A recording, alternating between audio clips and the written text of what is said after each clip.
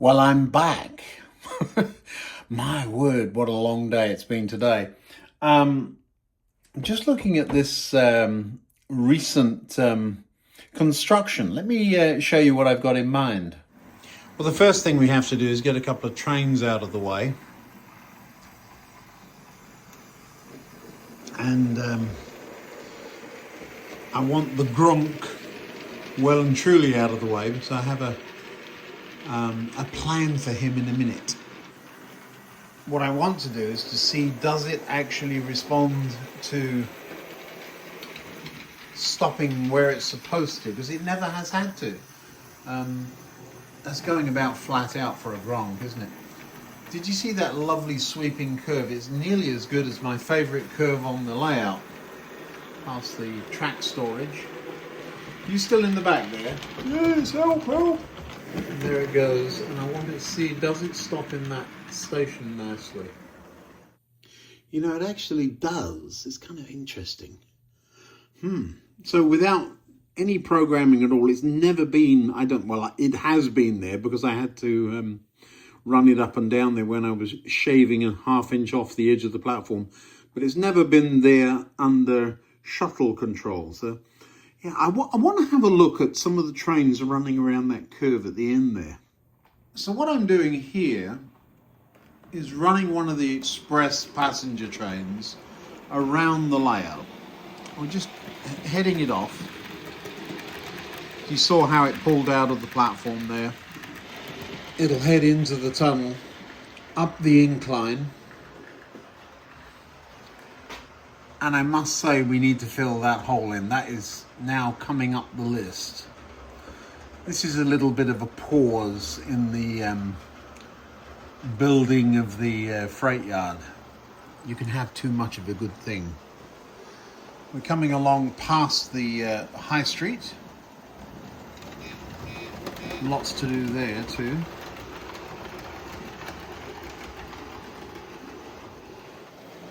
Now in the near future, it would be on a new part of the layout, and it has to get around here quickly.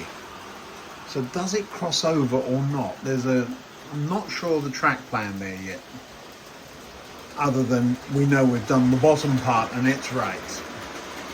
I love the dipping down there behind the hill. The feather has lit up since the train will come over to the near side track, so it's now going to go around the former second radius curve. I'm stepping over the old baseboard. And look at that lovely sweep it's got there. That doesn't look like a toy train at all anymore, going around that curve. If you're going to go around what are you doing there? But if you're going to go around a curve for practical reasons, then at least make it look right. We'll do that one more time and I'll pay more attention to the new curve. This is simply, I've told it to go away and come back. And that's the pace at which it picks up.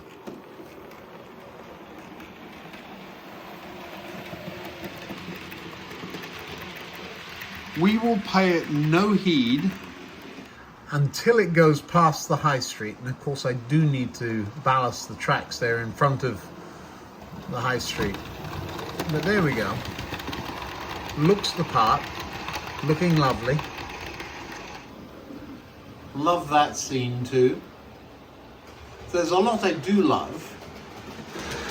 And you know I love that. Just the hint of the train hiding there. You get a similar view of the trains from here, where they're in amongst the scenery.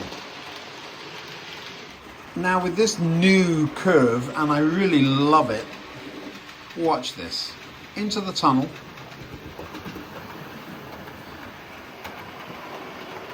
And out of the tunnel. How can I do that?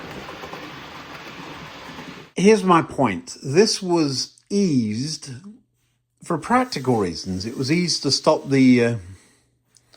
I was just feeling something there. It's a track pin. This was eased to stop the EMUs derailing as they shuttle. But all that's going to get hidden by the new baseboard coming all the way out to the edge. But what if we continue the theme? We've shown this stuff works. What if I dress up some more of it? Put that there so that you have the suggestion of the underground station. Well, you'd see the underground station, wouldn't you, in there? There's no reason why we couldn't have the platforms right there. A central platform on a cut and cover is unusual, so cut it down the middle or something and move it over to the sides. So you'd be looking at the back of the platform. I'm thinking, this is all just thinking. I've thought a lot about the upper deck, but not about the lower deck. Now, if you pop that there, what about this space? Look what was under the desk. Certainly not that high, but a lovely cutting. Do you see this? Let's say we go down to somewhere there. Maybe a hill. Mostly you would have a hill here running down to the tracks, wouldn't you? But what if you had a hill running up and sheared down to the track? So the track is in a cutting, so that it looks like the track is in the countryside rather than the countryside being added around it. So then this part here would be a ramp up to whatever's up here. Downside then, not much distance between here and there, and we've got 4 tracks at very least to get in there. So we've got to bring these over and get the freight yard on the outside of that. So wouldn't be much room. So that's a downside. Upside, lovely view of this. But what if over here we can swing that over earlier so that it's actually running on a viaduct, proper viaduct, here. So we've cheated it over this way. There's all that room in the corner. Now, corners aren't very big, I know. But there's all that room in the corner to help me with the freight yard. It's an interesting thought at very least. Another solution here would be to bring this to there. So we've still got eyes on the track, but it's the lower tracks under there. And the upper tracks could then run right over the top, following a very similar path as these. This curve has worked out very nicely. Well, if I can just transpose that there and bring it from there, you see the join there? From there, bring it around. It would still be climbing, but it would clear here. Certainly would clear the underground trains, because it wouldn't come out until about there. So it would then have to come over here. So it would line up nicely over the top of the tracks underneath. And then these would be over here. So that gives me more space in the corner. I'm just saying that this has turned out so nicely that it'd be a dead shame to hide it. The underground station, that is supposed to be hidden. You're supposed not to notice it and be out in the open and all that good stuff. And there's no reason why, if this moves over here, that station can't turn the corner and be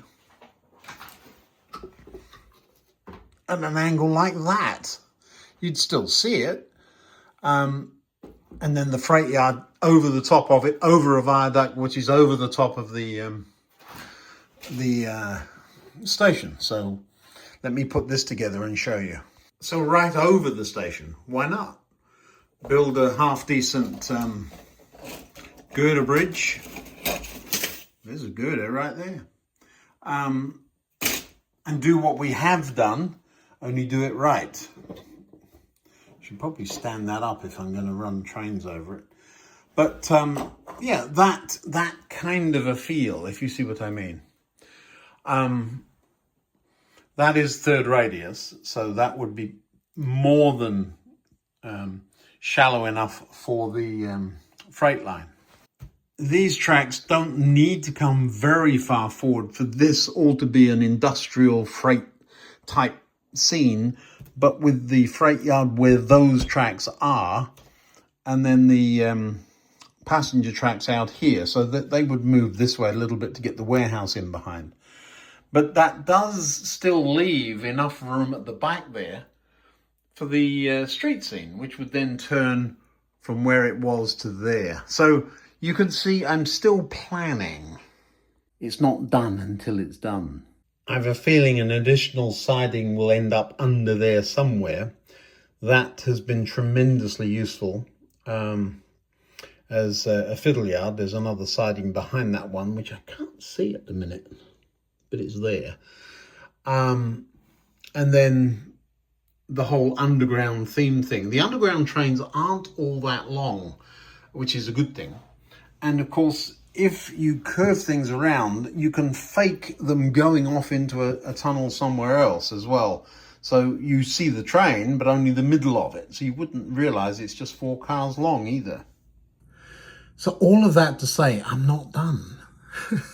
Tonight, I'm in the process of ordering point motors. I'm going to order 10. It should be more than enough. I need 7. I think I've got 1 or 2 of the cobalt ones. I'm really reluctant to use those because, well, those particular ones, because they're the same age and haven't been used as all of the other point motors on the layout. And sooner or later, I'm going to need a replacement. So I want to keep 1 or 2 of those around so I can just whip it in. Which point motors to use. So tonight's my night for doing a bit of research. Let's run another train. Train running, absolutely helps me think. I do hope you realize it's all your fault. This whole episode has been precisely because freight trains need a freight terminal. Yes. Honestly, I think any excuse is good enough at the minute.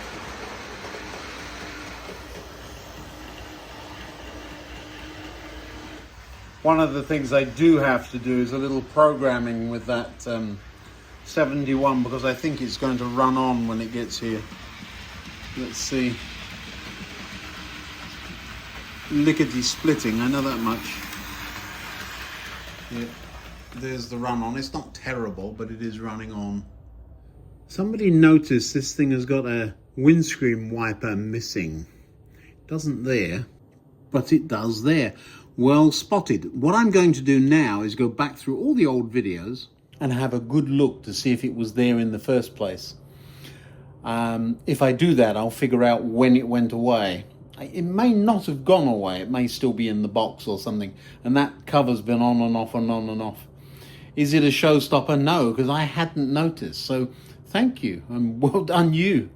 I love that we've got the engineering trains kicking around as well now. I used to always, when I was laying track, to have a couple of wagons with the track pins and so on in, but I haven't done that recently. Another question that came up, do I use Insure Frog or Electro Frog? Yes, I do. It's quite interesting that Leopard's Tail, the two of us are doing the same sort of thing at the same time. Completely coincidental. He's taken one particular approach and I've taken another. I don't use droppers, for example, per se. He does. I don't solder the wires underneath the track. I put them on the side. I've got my reasons for that. They are less visible the way he does it, and that's admirable. But I don't glue my track down either, none of it. So the track is pinned a couple of places. I put the ballast down, and then if I remember, I pull the pins out. Why do I do it that way? It works, and when you come to lift it, it's much easier. But isn't it permanent? No, nothing's permanent. All of the track I've lifted has been reusable. Has it been reused? Not yet, but it will be. Well, it will be if I actually remember I've got it. I am a bit annoyed with myself because I know these are the extra points I found and I absolutely didn't know I had them. Well, I knew I had the three-way point, but the rest, I didn't think the curve points even existed anymore. They would be fine. I just, there was trouble with one of them when it was over here. But there is a hammer there. People ask, what are you using a hammer for if you push the pins in? Well, sometimes you have to give them a bit of a tap to get them started, but I didn't in this instance. Now, it's been a day or two. Usually I batch make these videos, so I make a few at a time. There's, let me count them, no pins. 1, 2, 3. There's 3 pins in that. That wire is soldered, but look how sturdy that is. It doesn't need all the pins and glue and everything. In fact, I think it hinders it because it holds it where it doesn't want to be, and so it ends up with a little bit of a twist. Another thing that came up was staggering the join. So one here, one there. Well, the rails ended up that way, and it just makes the curve a whole lot smoother. Here's one that I didn't do. I showed this the other day. I'm going to try and get over the top of it. And can you see the kink? So it comes along and kinks sideways. Now, it doesn't matter, and I could push that over. It doesn't matter at all because nothing's ever derailed there. I mean, ever. But it's always coming in slowly there because that's the approach into the end of the line. But I don't like the look of it. The other little thing, because I've done that, I'm trying to find it, there it is. There are no sleepers missing. I showed you how I snapped off the chairs. Yeah, I mean, it's different ways of doing things, I suppose. Now, that was quite an ugly mistake, keeping the trains down here when I was flicking ballast and glue all over the place, but I won't do that again, I promise. Now, I've had a little bit of a play with this model on the bench. I've been looking at the wheels. I think those are probably changeable without too much hassle. These, though, I'm not so sure. I think if I lived next door to a model shop, I could probably walk in and say, hey, this is what I want. But not easy when you're this far away. I'm not going to throw the model out. We are going to keep it. I'm going to put it back together once I've given it a clean up. Look at the state of that glass. So we are going to have a little play with it, but I fear it's going to be a static model for the longest time. This is a way of not losing the windscreen wipers. Do you see them? Part of the moulding. That's funny. But where's that go? Oh, that end. So I'm going to drop it inside. Yeah, so many projects, aren't there? I've been thinking about how would you make a, what do you call it? A fiddle yard that goes up and down. Helix. I'm really not into inclines on Helix. I know Charlie at Chadwick has got a gorgeous one. Well done, him. One of the things to bear in mind with those, if you make an oval instead of a circle, the length is what gets you, because you need a certain amount of length to get the 3 inches or whatever it is to drop. If you're doing a 3rd and 4th radius, I think Charlie did 3rd and 4th radius.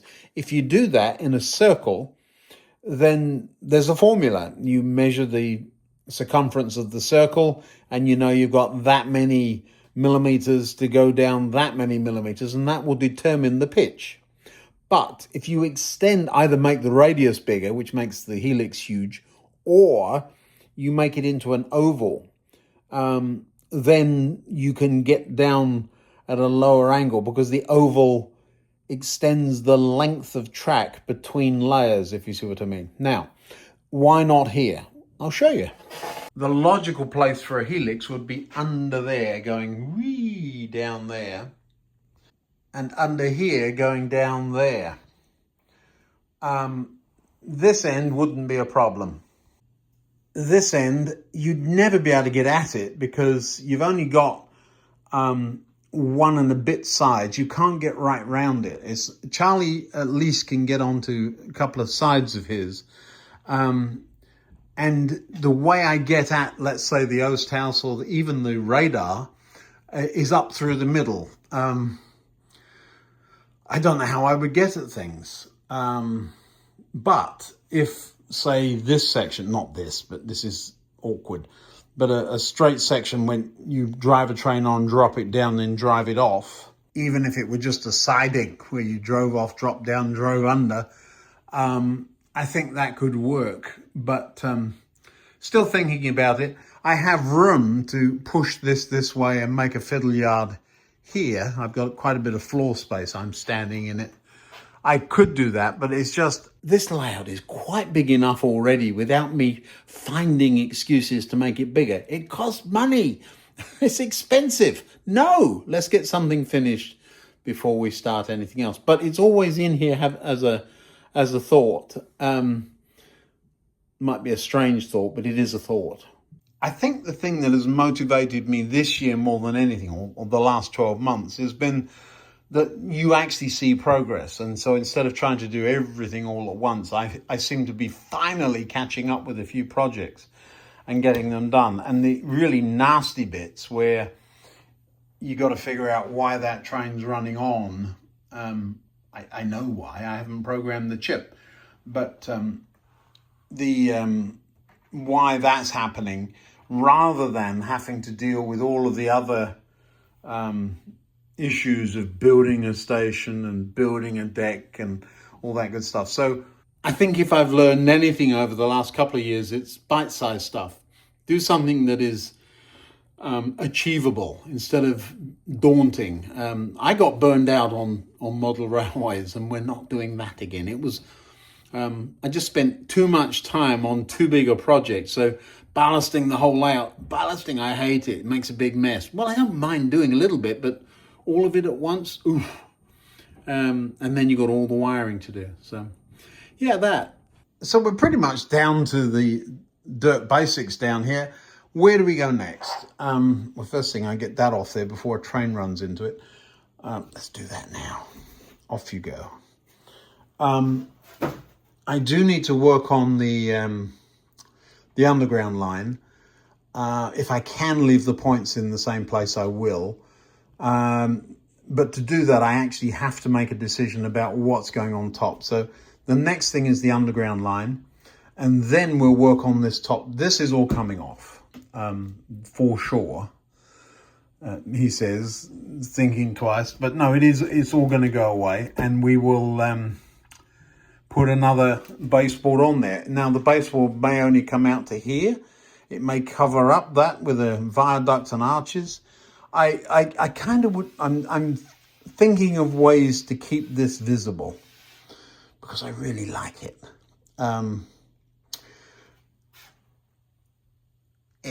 That's actually hard to get to, by the way, just saying.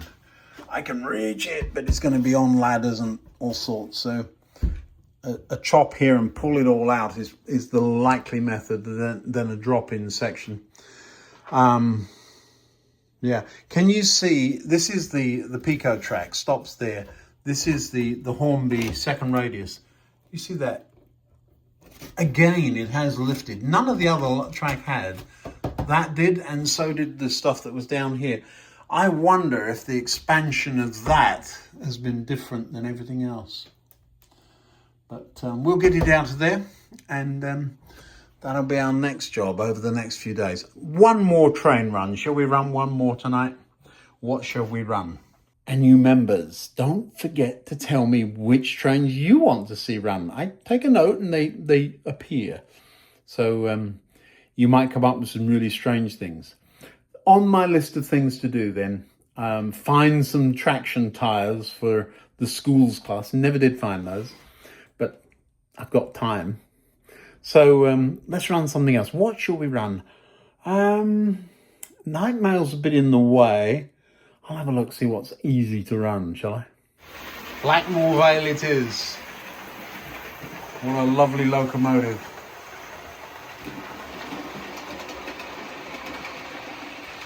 And what a lovely scene there. The EMU's purring in the background, probably about to go yig dig dig dig dig dig dig dig dig. That's the noise I remember from them.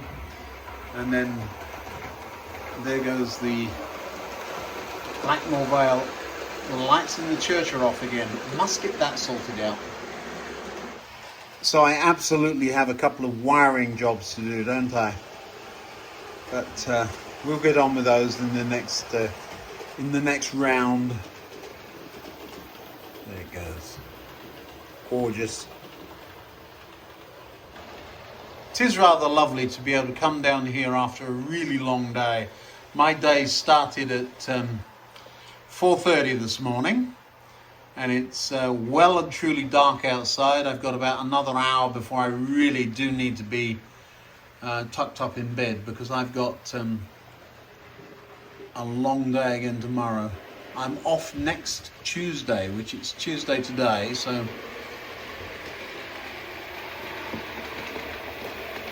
it's Monday today, not Tuesday. Ooh, what's going on here? Slowed right down, but it slowed right down a bit abruptly. Has a little bit to go. Go on, in you get.